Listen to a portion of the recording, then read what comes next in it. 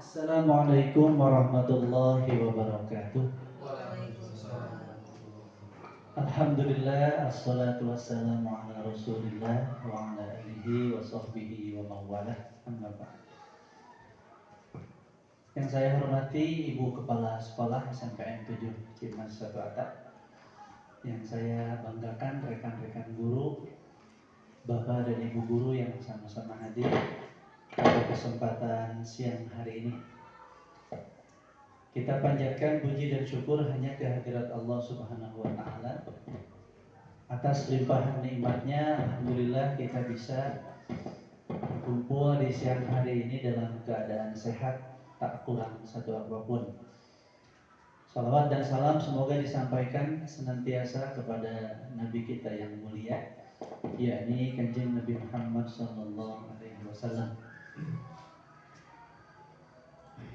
Bapak dan Ibu guru yang berbahagia, izinkan saya pada kesempatan siang hari ini untuk menyampaikan, menyebarluaskan pemahaman tentang budaya positif yang di dalamnya terdapat ilmu tentang disiplin positif. Selama ini ketika kita mendengar kata disiplin, maka yang terbayang itu adalah serangkaian aturan, kemudian hukuman, sehingga membuat banyak orang tidak nyaman dengan kata disiplin ini. Nah, diharapkan nanti setelah sesi berbagi ini kita bisa mengubah. Terima kasih. Bisa mengubah pemikiran kita tentang apa sebetulnya disiplin.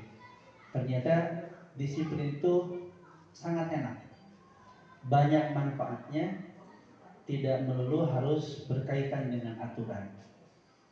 Ketika kita mendengar kata disiplin, maka penting bagi kita sebagai seorang guru untuk memahaminya supaya bisa mendisiplinkan anak, terutama mendisiplinkan diri sendiri. Setelah diteliti, Bapak Ibu yang berbahagia, disiplin itu asal katanya dari bahasa Latin disciplina, yang artinya belajar. Dalam bahasa Inggris ada satu kata yang sama akarnya, yaitu disciple, yang artinya murid atau pengikut. Untuk bisa menjadi murid atau pengikut suatu ajaran, suatu aliran, tentu seseorang harus yakin dulu, harus tahu dulu apa yang dia ikuti. Bukan ikut-ikutan, bukan karena dorongan orang, tapi karena memang keyakinan dirinya menyatakan, wah ini aliran bagus, makanya dia jadi pengikutnya. Sehingga yang terbangun itu adalah motivasi dalam diri, bukan cek batur, tapi memang suara hatinya. Sehingga pengertian sesungguhnya dari disiplin adalah cara seseorang mengontrol diri untuk memilih tindakan yang mengacu pada nilai-nilai kebajikan yang dihargai bersama supaya tujuan mulia tercapai. Bisa kita garis bawahi, cara seseorang mengontrol dirinya untuk memilih tindakan ketika menghadapi sebuah keadaan. Anak kesiangan, anak tidak mengerjakan tugas, budak belut, ataupun dalam keseharian kita di rumah, anak pasea, kemudian uang habis, potong tersada, beras habis. Tentu banyak pilihan tindakan yang bisa kita ambil. Amak-amakan, sabar, atau pilihan yang lainnya. Orang yang disiplin pada hakikatnya bisa memilih tindakan yang sesuai dengan nilai yang diyakininya. Oh, kalau saya marah-marah, saya tahu, saya yakin marah-marah itu bukan hal yang baik, berarti tidak boleh saya pilih. Dan untuk mewujudkan kemampuan itu, kemampuan memilih tindakan ternyata tidak mudah, harus melalui proses yang cukup lama. Nah, Ketika kita berbicara masalah tindakan, pilihan tindakan tadi, ternyata menurut seorang ahli psikologi namanya Dr. William Glasser, semua tindakan manusia itu tidak lepas dari tujuan untuk memenuhi kebutuhannya.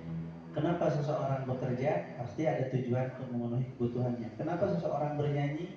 Kenapa seseorang berlari, menangis? Semua ternyata berdasarkan keinginannya memenuhi kebutuhan. Nah, kebutuhan dasar itu ternyata ada 5. Yang pertama adalah untuk bertahan hidup. Yang kedua, love and belonging, merasa disayangi, merasa diterima oleh kelompoknya. Kebutuhan akan kebebasan, kemudian kebutuhan akan kesenangan, dan yang terakhir kebutuhan untuk penguasaan.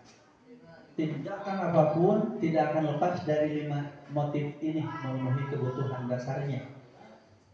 Kebutuhan bertahan hidup atau survival, semuanya berkaitan dengan diri. Fisik, dari mulai kesehatan, rumah, makanan. Kenapa kamu pakai masker? Supaya sehat. Oh, berarti untuk bertahan hidup. Kenapa kamu pakai helm? Supaya selamat, supaya sehat. Berarti untuk bertahan hidup. Motifnya. Kenapa kamu makan? Kenapa kamu punya rumah? Kalau dalam kejiwaan, yang termasuk kebutuhan bertahan hidup adalah memiliki rasa aman. Kenapa kamu kabur dari kelas? Karena kelasnya mau runtuh. Berarti tindakan dia kabur dari kelas untuk memenuhi kebutuhannya bertahan hidup, itu ingin merasa aman. Kalau kasih sayang, hubungan sosial di dalamnya, kemudian memberi dan menerima cinta, disayangi oleh orang-orang, merasa menjadi bagian suatu kelompok, tidak dicuekin, datang ke kelompoknya diterima, tidak diasingkan, tidak dikucilkan. Kemudian bisa terhubung dengan orang-orang di sekitarnya, baik itu teman, keluarga, pasangan, dan yang lainnya, bahkan termasuk dengan hewan peliharaannya. Ketika seseorang menjalin hubungan sesama teman, sesama rekan kerja seperti kita, berarti kita sedang memenuhi kebutuhan akan rasa diterima, akan kasih sayang terhadap diri kita. Kebutuhan yang ketiga adalah kebebasan, yaitu isinya memiliki pilihan, menghindari kebosanan, suka mencoba hal yang baru, dan tidak terpengaruh oleh orang lain. Dirinya bebas, gak mau ditekan, gak mau diatur. Anak-anak yang kelihatan bosan mengikuti pelajaran, bisa jadi dia ingin memenuhi kebebasannya. Kahayang nama belajar tapi ternyata yang diberikan pelajaran yang tidak disukainya, sehingga responnya ya gitu, cuek, acuh tak acuh. Berarti dia ingin memiliki kebebasan karena bosan dengan yang dia hadapi. Kemudian kebutuhan akan fun, kesenangan, mencari kesenangan, bermain, piknik, mengoleksi barang, kemudian menggeluti hobi, fokus. Anak kalau sudah ke HP fokus, berarti memang itu kesenangannya. Kita kalau ke hobi kita karena karesep mah antong 2 jam sudah tekarasa. Berarti di titik itu kita sedang menggeluti, memenuhi kebutuhan kita akan kesenangan. Ketika kita bekerja, hadirin, di satu sisi kita memenuhi kebutuhan bertahan hidup supaya dapat penghasilan. Tapi kalau pekerjaan sudah dijadikan kesenangan, hobi, dileukeunana, anteng, fokus, maka tidak akan terasa berat. Dan memang sesuai fashionnya, sesuai kahayangna. Tapi kalau pekerjaannya bukan sesuai keinginannya, ya gitu, cepat bosan, mencari pekerjaan yang lain atau kurang fokus. Kemudian yang terakhir adalah kebutuhan akan penguasaan. Diakui prestasinya, dihargai, didengarkan, tidak dicuekan, kemudian bisa meninggalkan pengaruh, mempengaruhi teman-temannya, mempengaruhi orang lain. Ternyata dalam diri manusia ada kebutuhan itu, walaupun kadang kita belum menyadarinya. Tapi setiap orang pasti punya keinginan diakui, didengarkan, dihargai, yang dikelompokkan ke dalam penguasaan. Nah, harus kita ingat bahwa setiap tindakan apapun itu pasti tujuannya memenuhi salah satu kebutuhan yang tadi. Bahkan bisa jadi satu tindakan maksudnya memenuhi dua kebutuhan. Untuk penguasaan ongko, kesenangan ongko. Orang akan melakukan cara apapun untuk memenuhi kebutuhannya, dan namun tidak dipenuhi, pasti ada yang kurang, bisa jadi mati.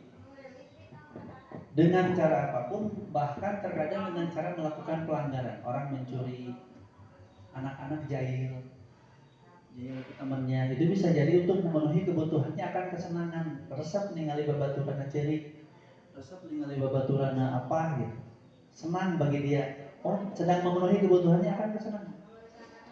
Kemudian anak-anak neron, anak-anak gelut, itu pasti tidak lepas dari yang 5 itu. Kunaon pakai gelut, oh berarti ketika jawabannya karena ingin ditakuti, berarti dia sedang memenuhi kebutuhan akan penguasaan. Anak-anak yang melanggar, melakukan pelanggaran, hakikatnya sedang memenuhi kebutuhannya, cuma dengan cara yang salah. Tugas guru mengarahkan supaya mereka bisa memenuhi kebutuhan 05 tadi dengan cara yang baik, bukan dengan cara yang salah. Yuk kita lihat contoh kasusnya nih. Ada seorang anak SD kelas 3 namanya Doni. Sama Ibu Ambar, gurunya ditegur karena si Doni itu sering ngambil bekal makan siang punya temannya, si Dika. Ketika ditanya oleh Ibu Ambar, jawabannya bisa macam-macam.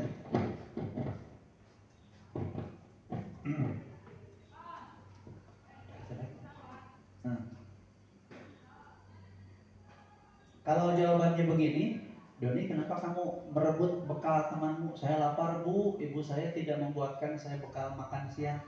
Kira-kira kebutuhan mana yang dipenuhi oleh Doni? Bertahan hidup, kesenangan, kebebasan, penguasaan. Karena kata kuncinya adalah lapar, berarti dia sedang berusaha memenuhi kebutuhannya untuk bertahan hidup. Palaupun apa awal, apa dia tanya nak bekal. Tapi kalau jawabannya begini, saya iri Bu, saya juga ingin diperhatikan ibu saya dengan dibuatkan bekal makan siang. Berarti si Doni ngelakukan ngerebut bekal teman nate, ingin memenuhi kebutuhannya yaitu kasih sayang. Ku inum nate diperhatikan, hanya diperhatikan. Terlihat dari jawabannya. Ketika Doni ditanya oleh gurunya dan jawabannya begini, kenapa kamu ngambil bekal punya Dika? Saya mau Dika nurut sama saya Bu, dan dia melakukan apa yang saya inginkan. Berarti ingin memenuhi kebutuhan penguasa, ingin berkuasa, yang jadi jago. Atau yang keempat, kalau jawabannya begini, saya iseng aja Bu, saya senang melihat ekspresi wajah Dika kalau nangis lucu. Oh berarti sedang memenuhi kebutuhannya akan kesenangan. Jadi hadirin, tindakan anak-anak kita apapun itu, tanya oleh kunaon, apa motivasi, apa penyebab kamu melakukan ini. Insya Allah kaitannya dengan yang 5 ini. Setelah kita tahu penyebabnya, nanti bisa diarahkan ke arah yang lebih baik di slide berikutnya. Atau begini jawaban si Doni itu, saya bosan Bu dengan bekal saya, menunya itu aja tiap hari. Jadi karena kata kuncinya bosan, si Doni sedang memenuhi kebutuhannya akan kebebasan. Contoh kasus 2, si Bimo, anak TK, berlari keluar kelas menuju jalan raya yang ramai dengan kendaraannya. Bu Ani, gurunya merasa bingung dan seringkali mengejarnya. Ketika ditanya oleh Bu Ani, si Bimo menjawab, yang pertama, aku senang main kejar-kejaran dengan ibu guru, seru. Kira-kira kebutuhan apa tuh kalau senang? Kesenangan. Bentar. Kalau jawabannya, ibu kejar aku karena ibu guru sayang aku. Oh berarti si Bimo itu sedang mencari kasih sayang. Melakukan hal tersebut teh. Aku hebat kan bisa bikin ibu guru kejar aku. Oh berarti dia bisa membuat orang lain menurutinya. Penguasaan. Aku bosan belajar mewarnai terus di dalam kelas. Kalau kata kuncinya bosan berarti anak ingin bebas. Gak mau. Terakhir, aku takut kalau terus di dalam kelas, kelasnya kelihatan mau roboh. Berarti mencari rasa aman sehingga yang dicarinya adalah bertahan hidup. Ya. Ingat kembali, setiap tindakan pasti tujuannya memenuhi satu kebutuhan. Bahkan ketika tindakan itu berupa satu kesalahan, pelanggaran, bentuk negatif. Dan faktanya, rekan-rekan yang berbahagia, seringkali kita sebagai guru ketika menghadapi sebuah pelanggaran anak, jalan keluarnya itu antara dua. Kalau enggak hukuman, sanksi. Sanksi itu konsekuensi. Memangnya beda hukuman dengan sanksi? Ternyata hadirin beda. Hukuman dengan konsekuensi itu beda. Pertama, kalau hukuman itu bentuknya tidak sesuai dengan kesalahan yang diperbuat anak. Anak datang terlambat disuruh membersihkan WC. Dalam hubungan membersihkan WC dia datang terlambat. Anak ngobrol di kelas disuruh push up. Gak ada hubungannya. Anak ngaledek temennya disuruh menghormat bendera misalnya. Tapi kalau yang namanya konsekuensi antara bentuk akibat, bentuk hukuman sesuai dengan kesalahannya. Anak memecahkan kaca, maka konsekuensinya mengganti kaca pada umumnya atau mengadakan kaca baru. Anak merobek buku temannya, konsekuensinya mengganti bukunya. Jadi bisa dilihat kalau bentuknya sesuai, oh berarti konsekuensi. Oh jauh-jauh antara kesalahan dengan tindakannya, oh berarti hukuman. Kemudian bentuk yang kedua, perbedaan kedua, hukuman itu biasanya mendadak, tanpa ada kesepakatan terlebih dahulu, tanpa terencana. Dilihat anak melakukan pelanggaran, mana yang ngerjain PR, push up, tanpa direncanakan. Hukuman mah sudah membentuknya tidak sesuai dan biasanya langsung tanpa direncanakan, tanpa ada kesepakatan. Tapi kalau konsekuensi mah ada kesepakatan terlebih dahulu. Nah, jadi di kelas atau dimanapun itu bikin kesepakatan sama anak. Kalau di kelas biasanya kesepakatan kelas. Guru dengan murid itu ngobrol, yo kita bikin kesepakatan bareng. Gimana kalau ada yang datang terlambat? Apa konsekuensinya? Berdiri bu, misalkan terlambatnya 5 menit, berdirinya 5 menit. Oke. Terus gimana kalau ada yang tidak mengerjakan PR? Begini bu hukumannya. Kalau ada yang tidak piket, begini. Sudah sepakat semuanya, ayo melakukan, nanti nggak melakukan hukumannya. Karena memang sudah disepakati terlebih dahulu. Hari hukuman mah nggak beda, hari teteh. Konsekuensi mah sudah disepakati dulu. Perbedaan berikutnya kalau hukuman itu satu arah, dibuat oleh guru. Peraturan kelas, anak tidak boleh begini, tidak boleh begini, tidak boleh. Misalnya guru ngumpul, anak harus begini, harus begini, harus begini. Murid peserta didik tidak diajak ngobrol, pokoknya dari kudu ngawaro. Iya, itu namanya nanti bentuknya akan jadi hukuman. Tapi kalau konsekuensi mah dibuat dua arah seperti tadi ngobrol. Anak kita bikin kesepakatan. Gimana kalau ada yang pulang sebelum waktunya? Apa konsekuensinya? Begini pak, begini bu. Itu. Gimana kalau ada yang nggak pakai sepatu, kalau lupa pakai seragam, kumaha? Jadi konsekuensi mah dibuatnya dua arah antara guru dan murid. Makanya ketika ngobrolin ini, apa yang dilakukan oleh polisi, oleh pemerintah, dahsyatnya jeung rakyat mah banyak. Bentuknya yang hukuman, peraturan hukuman. Teu aya polisi nu ngajak ngobrol ketika membuat aturan. Udah we, pakai helm sakieu, kenapa brong sakieu, bawa SIM segini hukumannya. Gak ada konsekuensi karena sulit ngajak ngobrol dengan rakyat banyak. Pemerintah sama dengan undang-undang. Nah kalau dihukum, murid akan merasa tidak nyaman berkepanjangan. Aduh, saya pernah ditampar misalkan sama panana. Ingat TTT sekolah, bahkan bisa jadi menjauh anak teh ketika bertemu saya. Pernah dihukum teh, saya pernah disuruh push up, disuruh lari keliling lapangan oleh siapa, sampai tua keringat. Akhirnya tidak akur kadang. Kalaupun ketemu salam ya salam terpaksa. Tapi kalau konsekuensi tidak nyamannya hari tahu ngumpul, oh salah saya kenapa melanggar, kan udah sepakat begini hukumannya, begini konsekuensinya, udah beres itu mah dia normal kembali. Sehingga dengan diberi hukuman murid akan membenci gurunya, tapi kalau konsekuensi murid akan menghormati peraturan.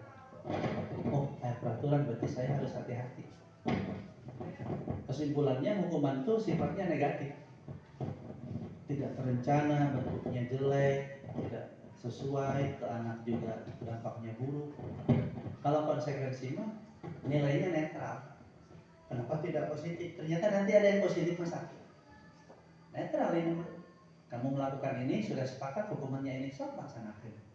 Gak usah marah-marah, gak usah dibentak karena udah tahu aturannya. Sehingga konsekuensi itu netral. Yuk kita bareng-bareng hukuman atau konsekuensi kasus-kasus berikut ini. Pertama, lari mengelilingi lapangan basket 2 kali karena terlambat hadir di sekolah. Kira-kira hukuman konsekuensi. Hukuman. Iya, hukuman karena nggak sesuai. Bagus. Antara terlambat dengan lari. Yang kedua, murid diminta untuk push up 15 kali karena tidak menggunakan masker. Hukumannya tidak sesuai. Orang kita pakai masker, hubungannya dengan push up apa? Menggantikan kertas tugas teman yang telah dicoret-coret. Coret-coret. Wajahnya perlu diganti. Konsekuensi. Karena sesuai dengan kesalahan yang dibuat, berarti itu konsekuensi. Wajahnya konsekuensinya kamu menggantinya. Berjemur di lapangan basket pukul 12 siang karena mengobrol dengan teman. Kadang masuk itunya ngobrol, poe. Ternyata itu hukuman hadir yang dampaknya negatifnya ke anak. Murid diminta bertelanjang kaki sepanjang hari dan pakai sepatu karena dia salah pakai sepatu, harusnya warna hitam, dia warna yang lain sesuai peraturan sekolah. Yang mana nih? Konsekuensi. Itu konsekuensi. Karena sudah ada peraturannya, artinya sudah disepakati terlebih dahulu dan memang sesuai antara sepatu dengan bertelanjang kaki. Hukuman atau konsekuensi, berdiri di depan kelas sambil mengangkat satu kaki karena nggak bisa jawab. Hukuman bisa ngejawab, nah hukuman aja berdiri di kaki ya, bagus hukuman. Ini menggali ke diri kita ya, orang sok memana. Membersihkan tumpahan air di meja tulis karena tersenggol pada belajar. Saat bahe, sok bersihkan, nah berarti konsekuensi. Ya, kehilangan 10 menit jam istirahat untuk mengerjakan tugas karena terlambat datang 10 menit. Konsekuensi ya, sesuai 10 menit telat, wayahnya istirahatnya dipotong 10 menit untuk ngerjain tugas. Membersihkan buku sekolah karena mematahkan pensil kawannya. Hukuman. Itu yang bunga. Terakhir, membersihkan coretan yang dibuatnya di meja tulis. Hapus deh. Ya. Dari sampai sini, oh, udah ada gambaran berarti ketika kita menindak anak yang melakukan pelanggaran, sebisa mungkin jauhi atau hindari hukuman. Tapi paling tidak gunakanlah konsekuensi yang logis, yang sesuai. Ulah kau jauh-jauh. Nah, ada satu lagi konsep pendisiplinan itu namanya restitusi. Sok saya baca si resti jeung si susi, restitusi. Bukan bahasa mana ada anya gitu. Nah, kalau restitusi mah hadirin bukan hukuman, bukan konsekuensi. Tapi ketika anak melanggar itu yang ditumbuhkan adalah supaya anak menyadari kesalahannya. Ketika anak sudah sadar akan kesalahannya, muncul motivasi intrinsik, motivasi dari dalam, maka sampai jangka panjang nih kayak Raha, cek teori, dia tidak akan mengulangi kesalahannya karena udah tahu ada salah gitu. Restitusi ketika dilaksanakan guru dengan murid, maka sang guru sebagai pelaksana restitusi akan menghubungkan tindakan anak dengan nilai-nilai kebajikan universal yang telah disepakati sealam dunia. Nilai kebajikan universal itu sekumpulan nilai diyakini oleh semua orang. Agama naon wae, suku naon wae pasti sepakat bahwa nilai itu teh baik. Sesuai dengan hati nurani yang tidak pernah berbohong, hati nurani yang benar yang halus. Contoh, kesehatan. Semua orang pasti butuh kesehatan, keselamatan, saling menghormati. Orang pasti ingin dihormati. Tepat waktu, keindahan, ingin indah yang rapi, tanggung jawab, kejujuran, benarnya, terus dari kesopanan. Itu kan semuanya sepakat sealam dunia. Nah, ketika ada anak yang melanggar, misalkan meledek temannya, kalau hukuman kan langsung disuruh push up, bahkan ditampar mungkin zaman dulu. Tapi kalau konsekuensi, ketika kamu meledek, berarti konsekuensinya yang paling minta maaf. Masih sesuai. Tapi kalau restitusi bukan hanya minta maaf, jadi si anak diajak ngobrol dengan gurunya, menyadari kesalahannya, kemudian ditanya sesuai gak dengan nilai kebaikan yang disadari bersama. Itu Pak, nilai naon itu sesuai, saling menghargai itu. Berarti tindakan kamu meledek teman itu tidak saling menghargai, padahal sealam dunia orang sepakat saling menghargai itu perlu, wajib. Bersedia kamu memperbaikinya? Bersedia Pak. Jadi hadirin kalau di teori mah mudah kelihatannya. Setelah praktek maka itu sulit. Butuh waktu supaya anak sadar terhadap kesalahannya. Kalau anak-anak masih emosi, masih ngambek, mah sulit diajak ngobrol.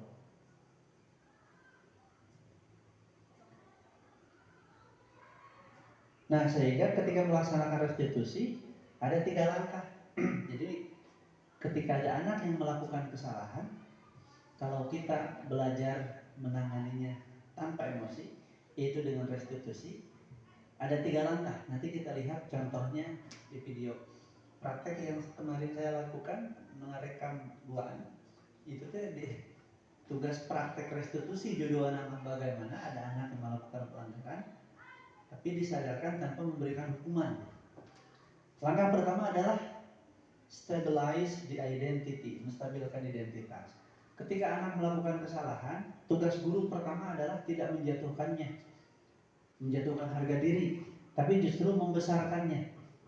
Jadi anaknya asalnya down, asalnya malu, ternyata jadi bangkit lagi karena guru sudah menstabilkan identitasnya. Ada anak yang ketahuan merokok misalkan di lingkungan sekolah dipanggil, itu langsung orang mana yang mikir, enggak, tapi diajak ngobrol dulu. Kenapa kamu dipanggil ke sini? Karena saya merokok Pak. Malu atau tidak, merasa salah atau tidak? Saya malu Pak, saya merasa bersalah Pak.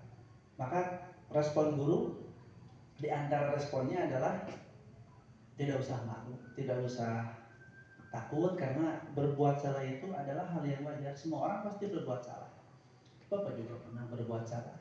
Dengan demikian si hati anak tuh menjadi besar kembali. Oh, ternyata yang dia lakukan tuh memang salah, tapi tidak dibesar-besarkan, justru dibungahkan lah hati. Asalnya anak mau menjauh, mau tenggelam, mau gagal karena melakukan kesalahan, ini ada harapan lagi untuk bangkit, untuk sukses, karena gurunya responnya baik.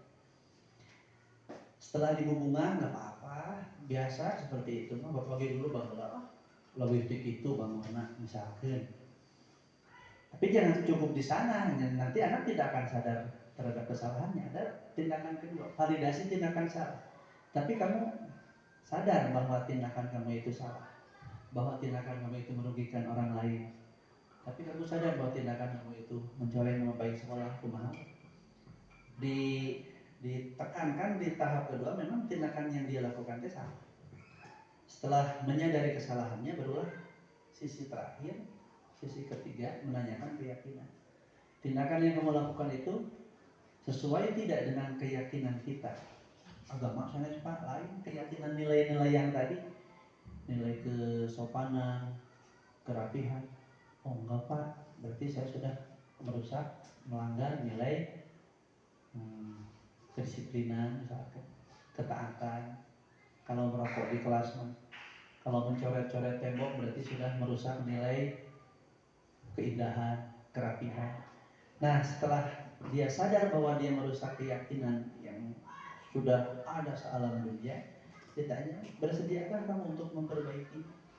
Bersedia, Pak. Kalau tidak, tanya lagi apa alasannya. Jadi tanpa emosi, tanpa menghardik, tanpa menghukum, seharusnya seorang guru bisa menyadarkan anak akan kesalahannya. Salewat mah siga gampir gitu ya. Tapi sulit memang hadirin itu bertahap dalamnya, apalagi kalau kita memang belum terbiasa siga simkuring salit-salit nyentak mau komo baheula geus tak can aya ham berenang. Wah, main tampilin ke sering gitu enak mah. Alhamdulillah taala. Kita lihat video berikut hadirin. Bagaimana restitusi ini dilaksanakan.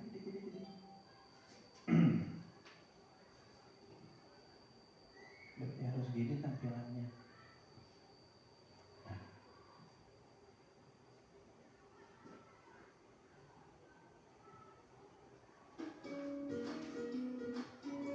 Kita lihat video dulu.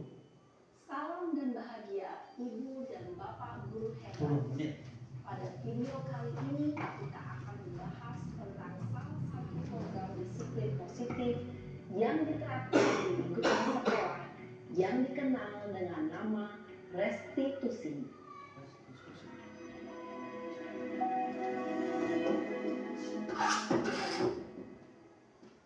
Restitusi dikembangkan oleh pakar pendidikan Diane Gosson, berlandaskan pada teori kontrol Dr. William Gleason.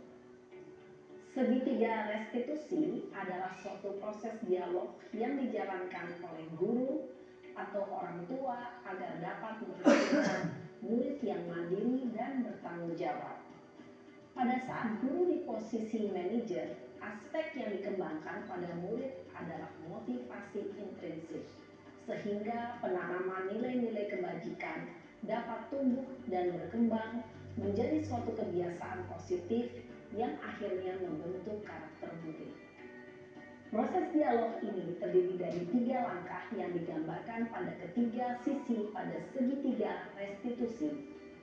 Sisi pertama adalah menstabilkan identitas. Sisi yang kedua adalah validasi tindakan yang salah. Dan sisi yang ketiga adalah menanyakan keyakinan. Ibu dan Bapak guru, berikut ini akan ditunjukkan bagaimana seorang guru berada dalam posisi manajer menggunakan penerapan segitiga restitusi.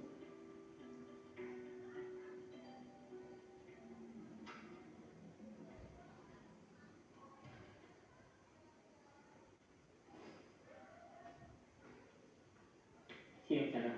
Siang Pak. Sudah lama nggak ketemu Sarah. Kenapa hari ini ada di sini? Kesel Pak, kesel banget. Masa aku dikatain tukang fitnah Pak? Ya aku marah lah. Aku balik ngatain Eka di depan kelas. Kesel banget. Oh begitu. Ya pasti kamu marah dan kesal. Bapak juga akan marah apabila ada yang menuduh Bapak seperti itu.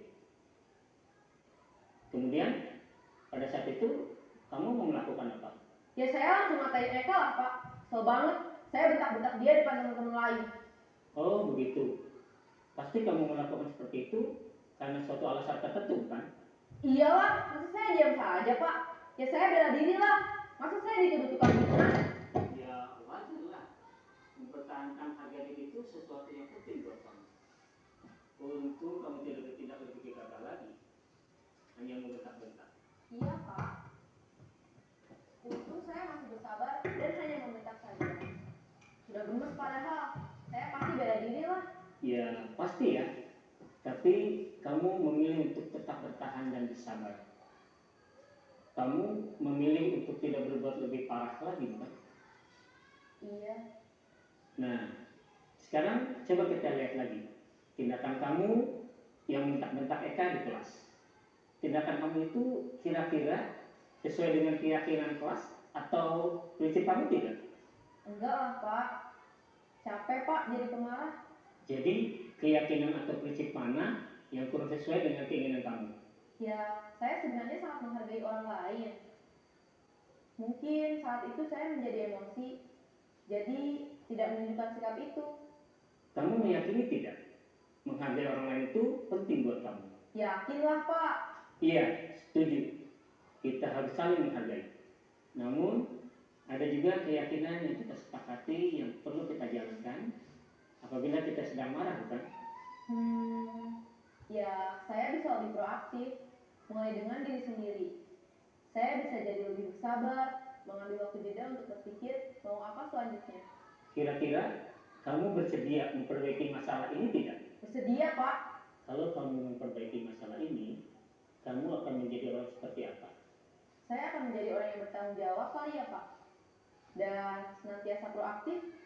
Iya, menurut kamu bagaimana rasanya menjadi orang seperti itu? Ya nyaman lah, bangga bisa bersabar dan menahan diri. Baiklah kalau begitu. Yuk kita pikirkan bagaimana memperbaiki masalah ini.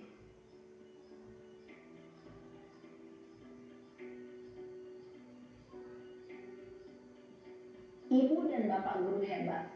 Baru saja kita menyaksikan contoh bagaimana seorang guru berada dalam posisi manajer menggunakan penerapan segitiga restitusi. Ya, bagi kami. Maka tidak perlu dijalankan secara Itu di antara contoh kasus yang disampaikan ketika kita menangani kesalahan, menangani anak yang melakukan pelanggaran. Jadi yang dibutuhkan memang ketenangan, kemudian perbendaharaan pertanyaan gitu. Apa yang harus kita tanyakan supaya anak dibimbing terus sampai menyadari akan kesalahannya.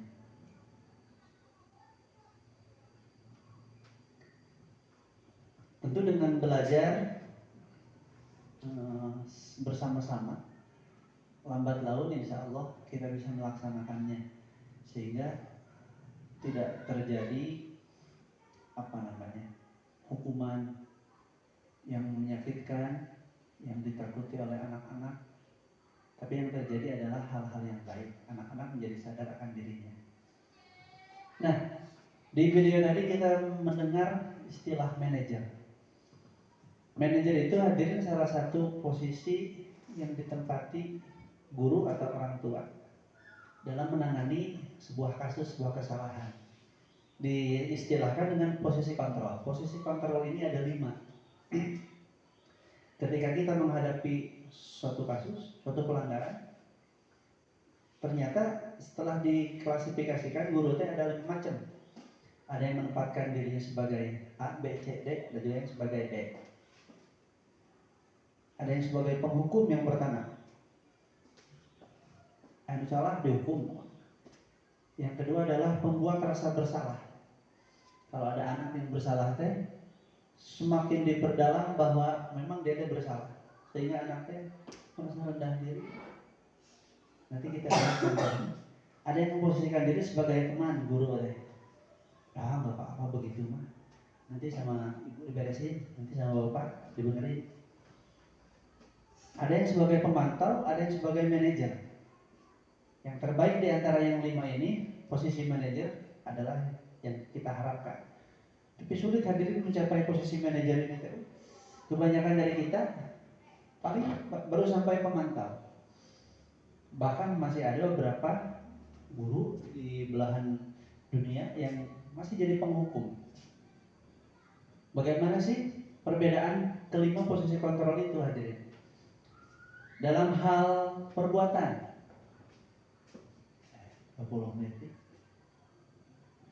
Kalau penghukum tindakannya nunjuk-nunjuk, bentak-bentak. Kalau pembuat rasa bersalah, ciri khasnya adalah berceramah. Kalian ini gimana kalau ayah sama ibu tahu bahwa kalian merokok di kelas? Pasti mereka merasa malu, bersalah. Wah, sehingga anak itu benar-benar merasa bersalah terhadap dirinya, menunjukkan kekecewaan yang mendalam. Kalau guru yang memposisikan sebagai teman membuat alasan-alasan untuk murid, gak apa-apa yang begitu mah, udah hal biasa, nanti sama bapak diberesin. Kalau pemantau, Kegiatannya menghitung dan mengukur. Kamu salah ini, ingat gak hukumannya? Ingat gak peraturannya? Nah, kalau manajer mengajukan pertanyaan-pertanyaan sehingga tadi ngobrol, tidak menghukum. Pertanyaannya tentu yang menyadarkan ke anak. Nah ini ciri kata-kata. Kalau penghukum, kata-katanya, kalau kamu tidak melakukan ini, saya akan, atau kamu harus push up, kamu harus lari, kamu harus ini itu.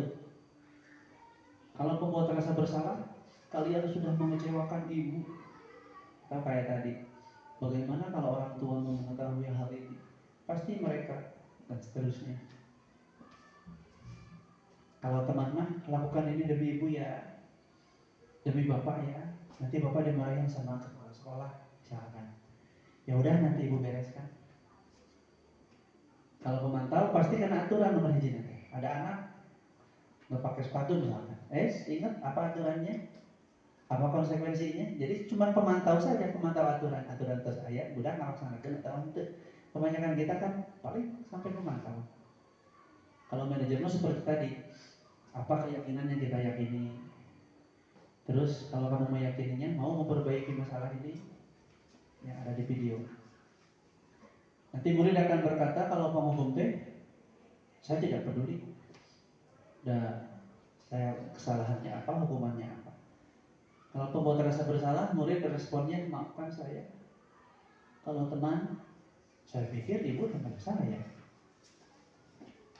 Kalau pemantau, pasti yang dicarinya hadiah atau hukuman. Nanti kalau saya udah mengerjakan, hadiahnya apa Pak? Kepada guru yang senantiasa dicari aturan.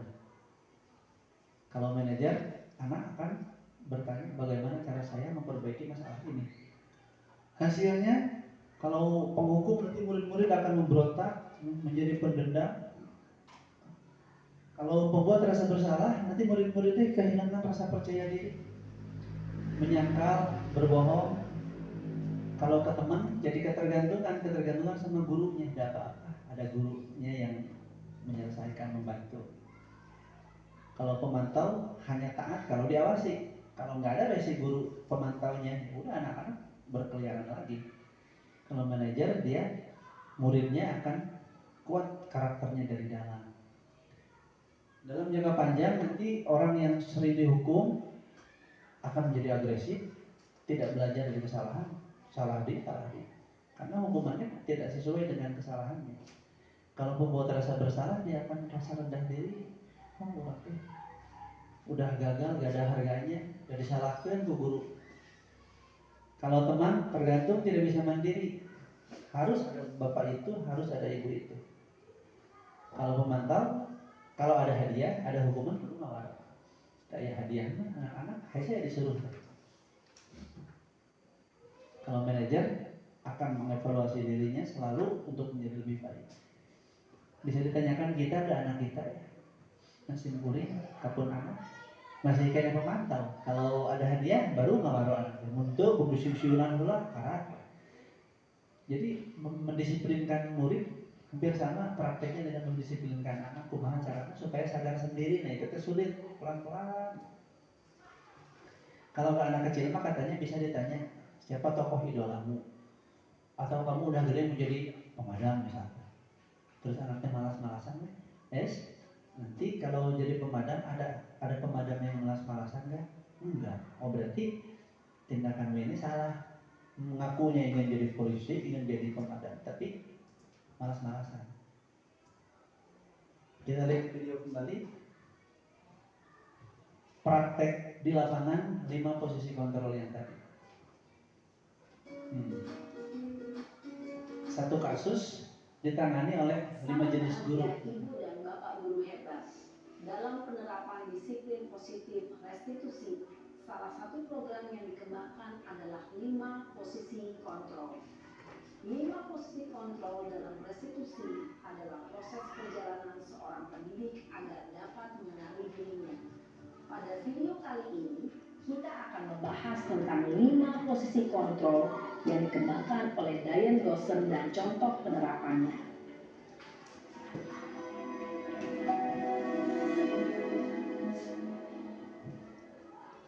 5 posisi kontrol itu adalah 1. posisi penghukum.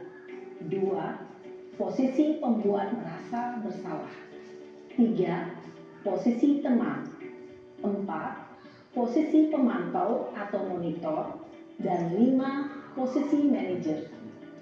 Untuk lebih memahami kelima posisi tersebut, mari kita saksikan kasus Naren yang terlambat hadir 20 menit di sekolah dan melihat bagaimana kelima posisi kontrol dalam menghadapi masalah tersebut.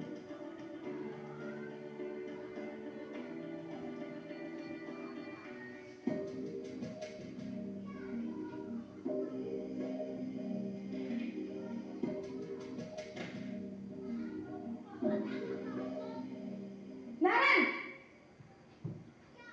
Sini kamu! Selamat pagi, Bu. Selalu terlambat. Kamu deh, pasti terlambat. Maaf, Bu. Saya... Apa? Apa coba? Alasan kamu apa lagi? Kapan sih kamu tidak terlambat? Malas sekali ya kamu jadi anak. Saya... Dasar pemalas. Gak kapok-kapok sih kamu. Sudah berapa kali terlambat? Sana, kamu keliling lapangan basket 2 kali. Kenapa saya harus keliling lapangan basket, Bu? Kenapa? Kamu melawan ibu. Berani-beraninya jawab. Sudah terlambat, masih berani jawab pula. Sekarang, keliling lapangan basket 5 kali sekalian. Biar kapok. Cepat. Pergi sana ke lapangan basket. Posisi penghukum biasanya berbicara dengan nada tinggi, menghardik, menunjuk-nunjuk, menyakiti, dan menyindir. Hukuman bisa berupa fisik maupun psikis. Ibu dan bapak guru hebat. Dampak yang terjadi pada murid ketika guru berada pada posisi penghukum adalah murid cenderung akan memberontak, bahkan menyimpan dendam.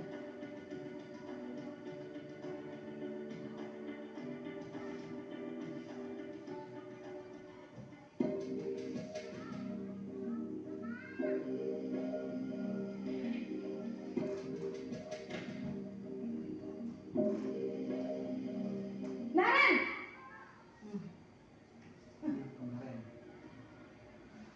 Selamat pagi, Bu. Naren. Kamu kenapa terlambat lagi, nak? Ya Tuhan, Naren. Kamu senang ya bikin ibu susah ya? Kalau kamu terlambat lagi, nanti ibu yang ditegur bapak kepala sekolah, nak.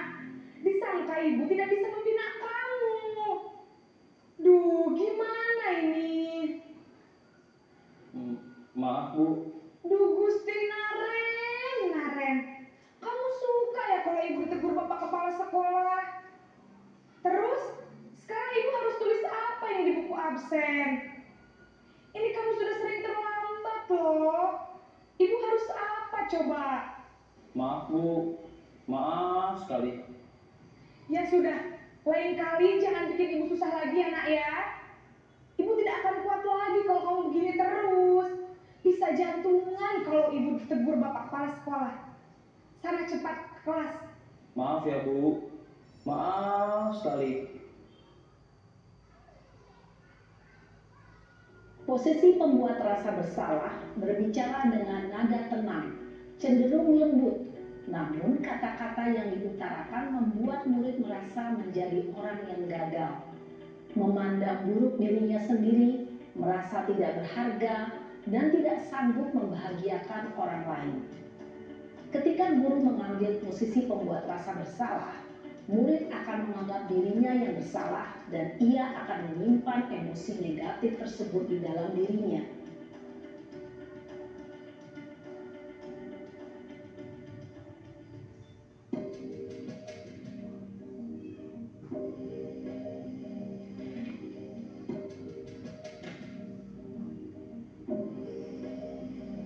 Naren!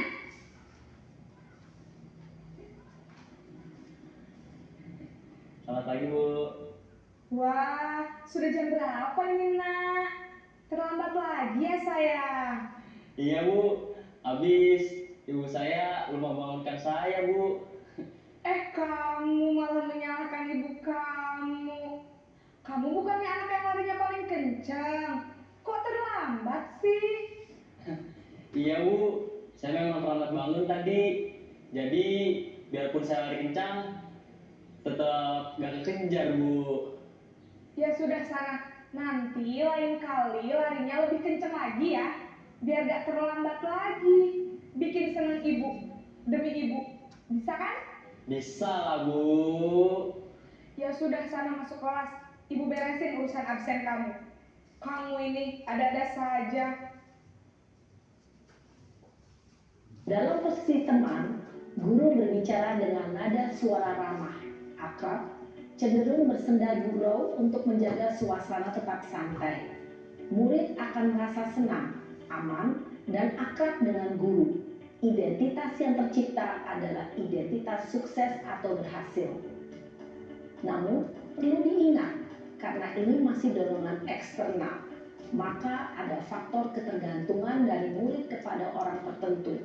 Di sini guru absennya, sehingga di lain waktu murid bisa berperilaku baik, namun hanya kepada orang-orang tertentu saja.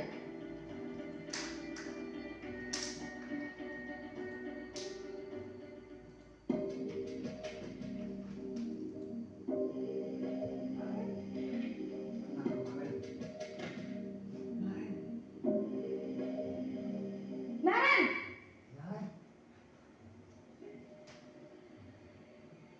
Selamat pagi Bu. Naren, apa peraturan sekolah kita tentang jam berapa kita harus masuk sekolah, nak? Kita harus di sekolah jam 7 Bu. Iya betul, sekarang sudah jam 7.20. Naren sudah tahu konsekuensinya jika terlambat hadir. Paham Bu. Saya harus tinggal kelas pas jam istirahat selama 20 menit. Iya benar, konsekuensinya demikian. Jadi nanti jam 9.30 pas istirahat, kamu harus tinggal di kelas, kerjakan tugas tambahan untuk ketertinggalan kamu, ya? Baik Bu. Posisi pemantau mengandalkan penghitungan atau data untuk mengontrol murid. Guru mengarahkan murid berdasarkan peraturan dan konsekuensi. Seorang pemantau menunjukkan bahasa tubuh dan ekspresi wajah yang datar dan cenderung formal.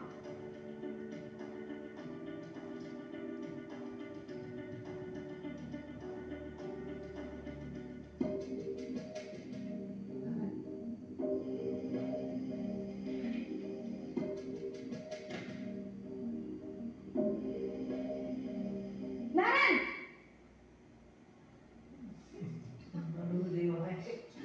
Selamat pagi Bu. Selamat pagi, Naren. Maaf Bu, saya terlambat. Iya, sekolah masuknya jam 7, sekarang sudah jam 7.20. Jadi sekarang bagaimana ini, Naren? Maaf Bu, saya lupa setel alarm saya semalam.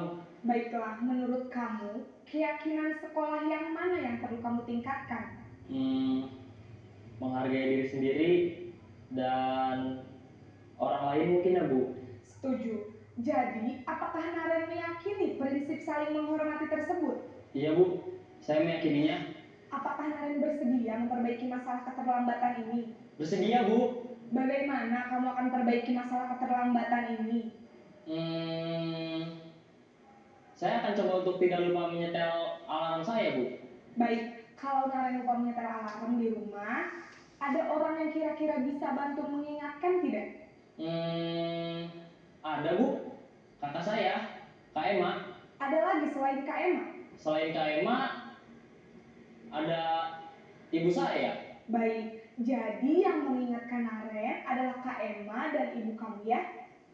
Kira-kira akan mulai start alarm kapan nih, Naren? Setelah pulang sekolah, akan segera saya lakukan. Baik, jadi Naren akan setel alarm untuk bangun besok pagi dan akan diingatkan oleh kakak dan ibunda Naren ya. Ada lagi yang mungkin perlu dilakukan, Naren, agar tidak terlambat bangun lagi? Tidak ada Bu. Baik, Naren, terima kasih untuk kerjasama kamu. Sekarang kamu perlu kembali ke kelas untuk belajar. Baik Bu, terima kasih. Posisi manajer adalah posisi kontrol yang disarankan untuk membimbing murid memiliki yaitu murid yang mandiri, bertanggung jawab, dan dapat Di antara apa ya, kendalanya nih kita belum akrab dengan istilah keyakinan. Keyakinan sekolah mana yang belum kamu, sehingga di antara cara termudah untuk menerapkan disiplin positif itu yaitu dengan membuat keyakinan kelas. Keyakinan kelas adalah pengganti dari peraturan kelas. Kalau peraturan mah dari guru ke murid langsung, kalau keyakinan kelas justru dari murid dikumpulkan. Saya pernah buat, tapi memang belum efektif, pemahamannya waktu itu belum benar-benar mendalam. Nanti ini yang paling baik adalah di awal tahun, di pekan pertama pembelajaran, anak-anak sebelum belajar diajak ngobrol dulu, yaitu membuat keyakinan kelas. Kelas yakin terhadap nilai-nilai ini. Langkah pertama menghimpun usulan aturan. Sok kasih kertas, boleh tulis kamu mau di kelas ini bagaimana. Boleh dibimbing dengan kita dengan kata jangan sama harus, misalkan jangan saling meledek, harus bekerja di meja masing-masing. Jangan sama harus, satu orang dua aja, satu jangan satu harus. Kemarin itu yang saya lakukan. Setelah terkumpul, setelah nulis dikumpulkan, kemudian boleh kita tempel atau kita baca. Oh ini masalah yang sama dikelompokkan.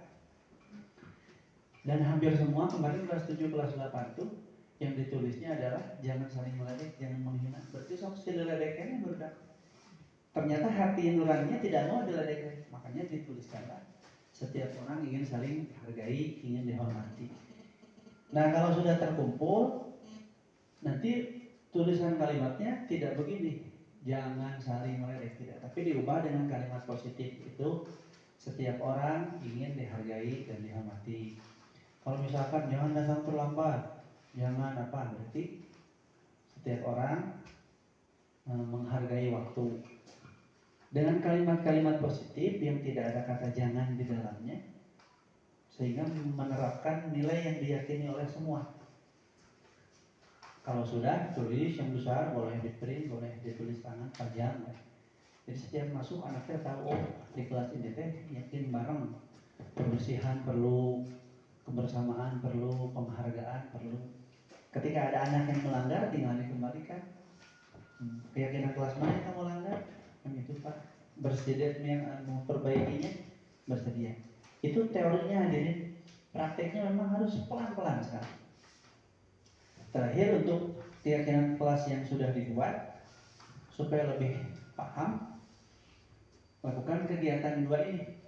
Misalkan nulis anak yang pertama itu adalah kami kelas 7 meyakini bahwa kami akan belajar jika itu menjaga kebersihan. Misalkan keyakinan kelasnya nomor 1 menjaga kebersihan, maka ajak ngobrol anak-anak. Menjaga kebersihan itu tampak kegiatannya seperti apa dan tidak tampak seperti apa. Kelompok tampak lah dimaksud tampaknya bentuk nyata dari menjaga kebersihan kumaha. Oh, tidak membuang sampah sembarangan, melaksanakan tugas piket, tidak mencoret-coret. Berarti begitu tuh. Kalau yang tidak tampak, menjaga kebersihan tidak tampak seperti membuang sampah sembarangan. Sebaliknya dari kelompok 1. Keyakinan kelasnya saling menghargai, sok tampaknya kumaha. Oh berarti menghargai orang yang berbicara, tidak meledek, tidak motong pembicaraan non gitu. Disebut menghargai itu kumaha sih, cek kalian sok tulisnya. Tidak tampak berarti sebaliknya, suka meledek, suka cuek dan sebagainya. Terakhir kegiatan bagi-bagi tugas. Sok tuliskan oleh kalian tugas murid apa. Nanti gurunya pun tulis tugas guru apa. Tempelkan bareng-bareng di papan tulis supaya dibaca bareng. Oh berarti tugas murid itu hari ini. Kalau tugas murid apa yang mereka tulis, sehingga tidak pacorok-corok nantinya, sehingga melaksanakan keyakinan kelas benar-benar bareng, terciptalah disiplin positif. Insya Allah. Terima kasih. Ada waktu 5 menit. Mau minta tanggapan atau pertanyaan boleh dari siapa saja. Ya saya Bismillahirrahmanirrahim. Assalamualaikum warahmatullahi wabarakatuh. Waalaikumsalam warahmatullahi wabarakatuh. Saya menanggapi walaupun tidak maksimal gitu ya, tapi banyak materi sebagai referensi kita sebagai pengajar gitu. Ini sangat luar biasa, kalau memang kita terapkan di sekolah kita untuk meningkatkan kedisiplinan terutama gitu ya. Terutama tadi yang 5 poin saya tertarik sekali untuk yang 5 poin tadi, dan memang bukan tabu gitu ya. Mungkin butuh waktu juga perlahan untuk kita semua, motivasi bagi kita sebagai guru gitu kan, tenaga pengajar dan pendidik, agar nanti tidak salah dalam menerapkan aturan antara hukuman dan konsekuensi gitu ya. Kadang-kadang memang kita suka salah gitu kan, niat kita baik, memang karena kita belum tahu jadi salah cara menerapkan yang harus kita lakukan. Menurut kita misalkan itu adalah konsekuensi, ternyata emang hukuman gitu ya. Nah untuk hari ini jujur saya sendiri gitu kan, ini merasa termotivasi juga, ini sebagai referensi kita sebagai guru untuk kedepannya agar memang lebih memahami materi ini, sehingga nanti tindakan kita sesuai dengan aturan yang memang telah ditetapkan. Ini mungkin gitu saja ya kan, ini bukan menanggapinya sekilas saja gitu kan. Yang terpenting yang ini referensi minimal buat diri saya sendiri. Terima kasih. Assalamualaikum warahmatullahi wabarakatuh. Waalaikumsalam. Terima kasih Pak Nendi atas tanggapannya. Bapak Ibu yang berbahagia, demikian yang bisa disampaikan. Terima kasih sekali atas kesabarannya, kehadirannya. Mudah-mudahan jadi pahala bagi kita sekalian. Yang saya sampaikan mudah-mudahan bermanfaat, khusus bagi saya, umumnya bagi kita sekalian. Kita tutup dengan doa akhir majelis. Subhanakallahumma wa bihamdik, asyhadu an la ilaha illa anta, astaghfiruka wa atubu ilaik. Turnuhun, wassalamualaikum warahmatullahi wabarakatuh. Waalaikumsalam warahmatullahi wabarakatuh. Alhamdulillah. Mas. Subhanallah.